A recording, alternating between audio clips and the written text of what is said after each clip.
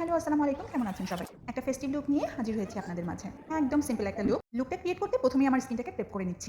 যেহেতু আমার ওপেন পোর আছে তাই প্রথমেই আমি দিয়ে নিচ্ছি নিয়াসিনামাইড। নিয়াসিনামাইড ওপেন পোরকে টাইটনিং করতে সাহায্য করে। এরপরের স্টেপে দেব ময়শ্চারাইজার। যেহেতু আমার অয়েলি স্কিন তাই আমি পন্ডস জেল ময়শ্চারাইজারটা ইউজ করছি, যা আমার স্কিনকে হাইড্রেট করতে খুব সাহায্য করবে। শীতকাল চলেই এলো তাই মুখটা বেশি ড্রাই লাগে মেন্স কাটাতে, তাই বেশি করে ময়শ্চারাইজার দিচ্ছি। এরপরে দিচ্ছি ফার্স্টলি এই সিরামটা। সিরামটা অয়েল কন্ট্রোল করতে খুবই কার্যকরী। আমার যেহেতু অয়েলি স্কিন তাই আমি নিয়মিত এটা ইউজ করি। মুখে অ্যাপ্লাই করার পর কিছুক্ষণ অপেক্ষা করব। এরপরে চলে যাব প্রাইমারে। প্রাইমারে আমি দিচ্ছি বেনিফিটের এই পোর প্রফেশনালটা, যেটা আমার ওপেন পোরকে হাইড করতে সাহায্য করবে। খেয়াল রাখতে হবে এটা আলতো হাতে দিতে হবে, যেন আপনার স্কিনের উপরের লেয়ারেই এটা থাকে। প্রাইমার দেওয়া শেষ হলে আমি চলে যাব কালার কারেক্টারে। কালার কারেক্টার করা খুবই জরুরি, কেননা আমার চোখের নিচে একটু কালো কালো দাগ আছে এবং অবশ্যই ঠোঁটে 2 কোণায়। কারেক্টার অ্যাপ্লাই করা হয়ে গেলে আমি হাত দিয়ে এটাকে ভালোভাবে ব্লেন্ড করে দিচ্ছি। খেয়াল রাখতে হবে ওভার ব্লেন্ড যাতে না হয়ে যায়।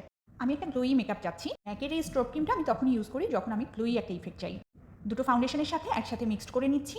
ফাউন্ডেশন আমি ইউজ করেছি নার্স এবং মিলানি, দুটোই ফুল কাভারেজ ফাউন্ডেশন।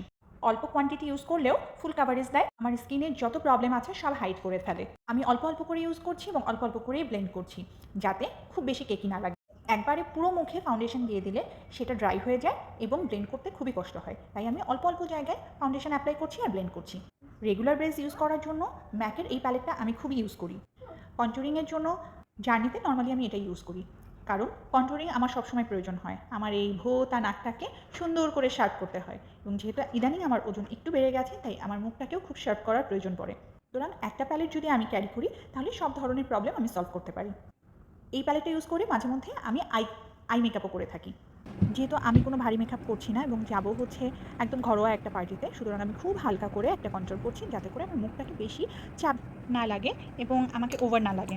এবার আমি ব্লাশনের পার্টটা শেষ করছি। ব্লাশন, এটা একটা লিকুইড ব্লাশন এবং এটা আমার ফেভারিট ব্লাশন। এটা কোথা থেকে কিনেছিলাম আমার মনে নেই। ব্লেন্ড ব্লেন্ড ব্লেন্ড এই অপশানটা আমার খুবই পছন্দের।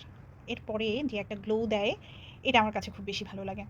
এবার আমি আই ব্রাউজটাকে ভালোভাবে ডিফাইন করে নিচ্ছি, শুধুমাত্র সেখানে যেখানে আমার গ্যাপ আছে এই ব্রাউজে সেখানে ডিফাইন করে নিচ্ছি, খুব বেশি ওভার করতে চাচ্ছি না।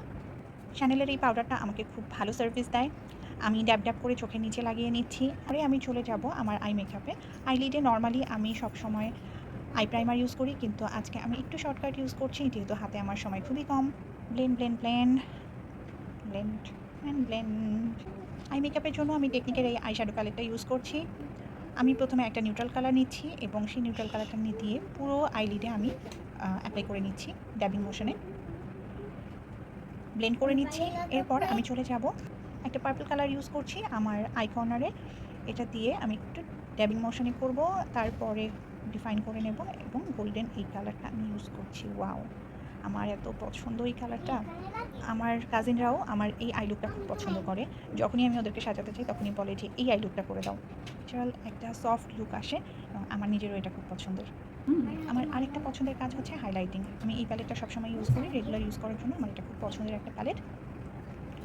পাও, খুব সুন্দর একটা শাইন দেয়। এখন আমি মাস্কারা ইউজ করবো। এই মাস্কারাটা আমার খুব পছন্দের। আমি যদি আইল্যাশ ইউজও না করি তাহলে ওই মাস্কারাটা আমি ইউজ করলে আমাকে অনেক সুন্দর একটা ইফেক্ট দেয়। লিপ কালার ইউজ করার জন্য আমি ঠোঁটটাকে প্রিপেয়ার করে নিচ্ছি। ঠোঁট সবসময় ড্রাই হয়ে থাকে এবং লিপ কালার ইউজ করার আগে যদি একটু লিপ বাম ইউজ করে তারপরে মুছে নেওয়া হয় তাহলে ঠোঁটটা খুব নরম হয়ে যায় এবং লিপ কালার দিলে দেখতেও ভালো লাগে। আমি অফ ক্যামেরায় আমার আইল্যাশ ইউজ করে নিয়েছি, যদিও আমি খুব হালকা একটা আইল্যাশ ইউজ করতে চেয়েছিলাম, কিন্তু আমার কাছে আজকে হালকা আইল্যাশ ছিল না। তারপরেও আমার নিজের কাছে ভালো লাগছে এবং লাস্টের যে স্টেপটা না করলেই নয়, সেটা হচ্ছে আরবান ডিকের আমার এই সেটিং স্প্রেটা। এই ছিল আমার ফাইনাল লুক। ভালো লাগলে অবশ্যই কমেন্টসে জানাবেন এবং সাবস্ক্রাইব করতে